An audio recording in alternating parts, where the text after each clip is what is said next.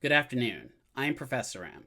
This video is specifically requested by the management of an esports team who wanted a simple warm-up and cool-down set of exercises for their athletes to perform in order to reduce both the risk of acute injuries but also repetitive use injuries.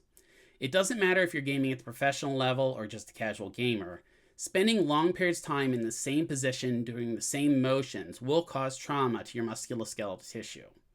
So your objective should be to reduce said trauma and attempt to prevent it if possible. If you're planning on sitting down for an extended gaming session, it's also equally important to remember to take frequent rest breaks, stand up, and also consume sufficient hydration, which we often forget during long game sessions.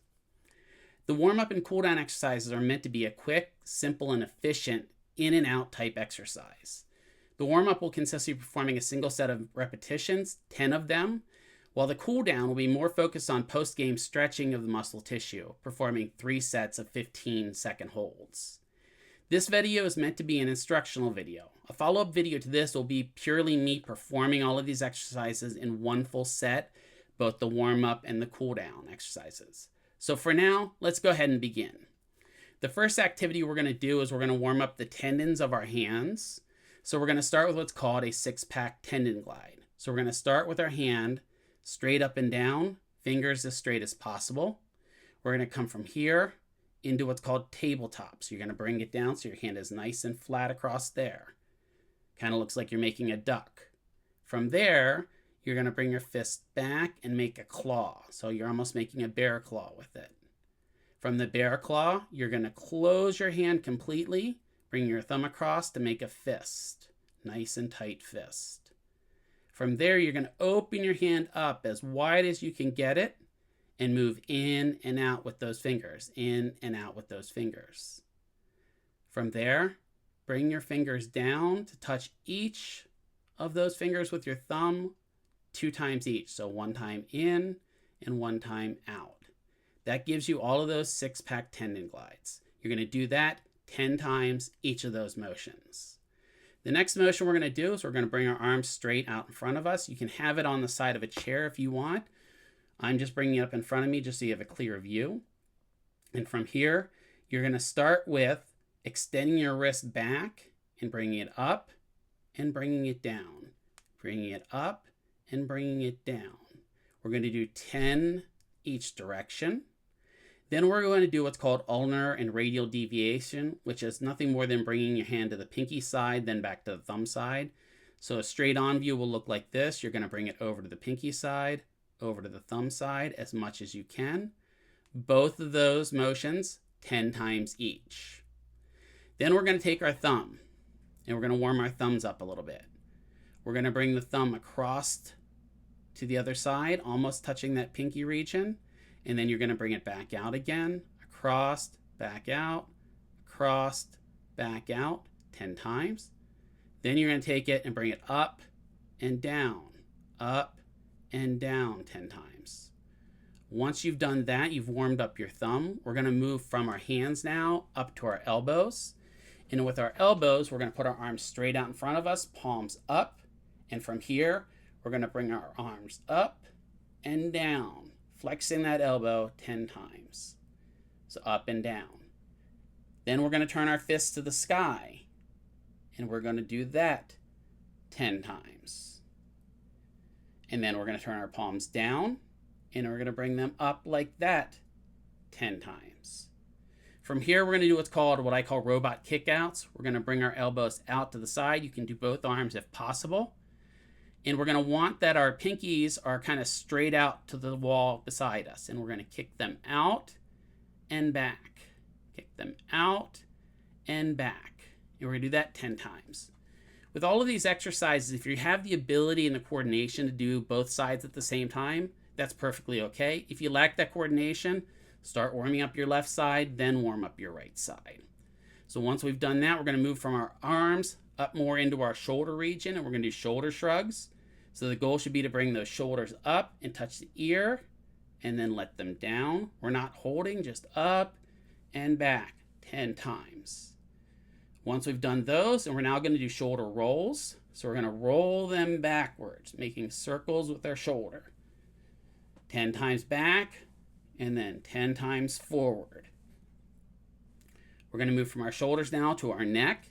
And with our neck, what we're going to do is we're going to flex the neck down and extend up 10 times each direction. So down, up, down, up. Bring it back to neutral. Now we're going to go left, right, 10 times each of those directions. Then we're going to lay our left ear to our left shoulder, and then our right ear to our right shoulder, 10 times each of those directions.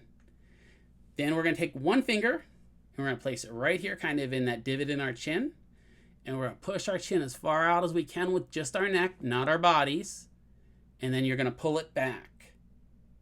So we're going to go from here, out, back, out, back. From that motion, the last thing we're going to do is we're going to put our arms straight out in front of us, and we're going to bring them back and forward, back and forward. Squeezing those shoulder blades together in the back as far as we can get it. You're going to do 10 of each of those exercises. So you should be able to complete those in under 10 minutes. The faster you get them done doesn't necessarily mean you did them better. You want to have good quality reps while you're doing them, not so much just getting them done for the purpose of getting them done. Once we've gone through our gaming session, we now come into the cool down period, which is the period after we've exercised. And now we're going to work more on things like stretching our muscles.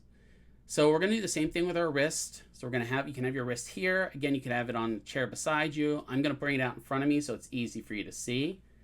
And I'm going to take my hand and I'm going to lay it on the top, and we're going to push down, and we're going to stretch out the whole top of the forearm here into flexion. You're going to hold that for 15 seconds. So 15, 10, 5, 0, but you're going to count to 15. And you're going to do 3 stretches down. Then you're going to take a hand, you're going to push it back, and you're going to stretch, feel it stretch across this portion of the arm. And you're going to push back and hold. 15, 10, 5, 0. If you don't feel as much of a stretch with that one, you can bring your finger straight and then stretch with the fingers as well. That will be a little bit more difficult for most of you, but if you want a good stretch, you can also add that stretch in as well. Once we've kind of done that, the next we're going to work on is warming up and stretching out, or cooling down and stretching out our elbows. So we're going to bring our arm up in front of us. We're going to turn the palm down, and we're going to kick it back as far as we can get it. And you're going to feel it stretch right in through that bicep. So you're going to stretch it back for 15 seconds. So 15, 10, 5, 0, and bring it back. Do the other side 3 times each. Then we're going to bring our elbow up and kind of put our fist behind our back. Take the other hand and push backwards to stretch out that tricep. And you're going to stretch this for 15 seconds. So 15, 10, 5, 0. Once you've completed those, we're going to move from our arms more up to our necks and shoulder region. We're going to start with an upper trap stretch. So we're going to pick whichever arm you want. I'm going to pick my left arm, put it behind my back, take my right arm, put it up and over my head, and we're going to pull your head gently towards that right shoulder. You should feel it stretch within this region right here, which is your upper trap. And you're going to hold that for 15, 10, 0, and let it go.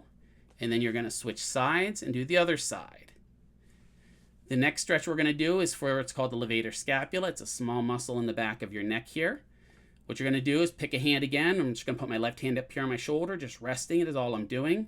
The higher you can bring it, the better. And then I'm going to take my right hand, put it kind of right on my forehead like I'm saying, oh my gosh.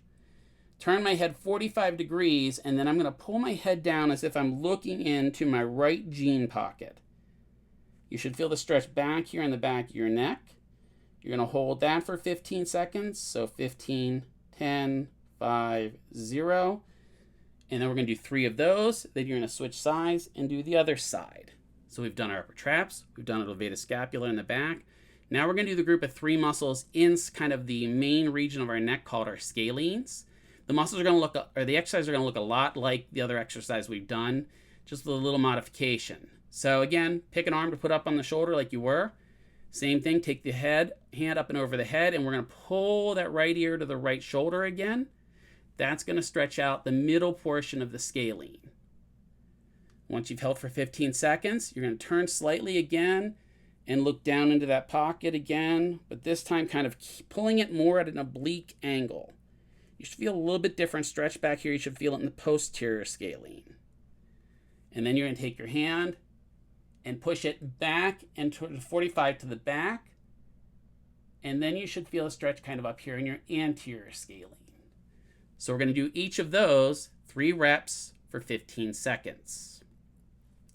Then we're going to put our hands together. I like to cross them across in front of me. If you can only bring them like this, that's fine as well. And what you're going to do is you're going to push them as far forward as you can. You should feel that stretch right there in the middle of your back while you're holding it. And you're going to hold that there for 15, 10, 5, 0. If you have something like a pole or a door jamb that you can grab a hold of and kind of lean into it even more, that would help you stretch a little bit better. And then the last stretch we're going to work on is kind of opening our chest up here. We have 2 different stretch sets we can do depending upon your time and also your preference. The minimum you'd want to do is bring your arms out in a 90-degree angle. And once you're out here, you're going to pull the arms back and feel it stretch in across this chest. And you're going to hold that for 15 seconds and then bring it in. And then you're going to back again, 3 reps, holding it back. If you want a little bit more advanced stretch, you can bring them up at about 135-degree angle up here and do the same thing, pulling them back and then put them in the middle, again at that 90-degree angle, and pull them back, and then put them down at about a 45 and pull them back. That's going to stretch out your pec muscles here in this big open chest of yours and kind of open you up from sitting forward the whole time, either at the keyboard or holding the controller. If you have a door, you can do those in the door frame again, putting your arms on either side of the door frame and leaning in and allowing your body weight to stretch out your chest. But at minimum, you want to do those up in the air at least to stretch and open up your chest so you're not so rolled forward after you're done. And that's it. Those are just some simple exercises that you can do that can help prevent future injuries. There's no way you're going to fully prevent them. We know that injuries just happen. It's the state of the human body. But the best option you can do is prevent these from happening in the future. The more religious and the more zealous you get about doing your exercises, the better off you're going to be in the end. So the more that you can do that, the better off and the less chance you're going to have of injuring yourself. So as long as you do these each time you get ready to do them, you can even set these up as exercises you do every day. That would be a great idea. But doing these will help prevent your injuries. If you have any questions, please leave me a comment down below. Shoot me an email. My email is easy to find right on my YouTube videos. And then I'll try to answer them as I can. For that, I just appreciate you watching me today. This has been Professor M, and I'll see you later.